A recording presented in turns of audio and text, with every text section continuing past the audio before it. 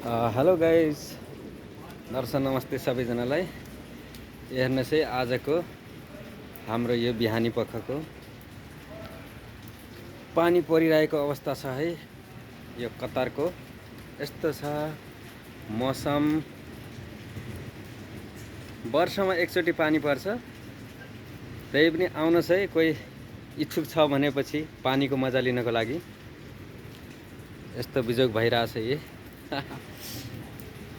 पानी परिरहेछ, बाहिर निस्किन अलिक गाह्रो छ। एकदम रमझम बहिरहेछ यी पानीको अवस्था। हाय हाय हाय, यतातिर यस्तो मौसम छ। आज मौसम रंगीन है।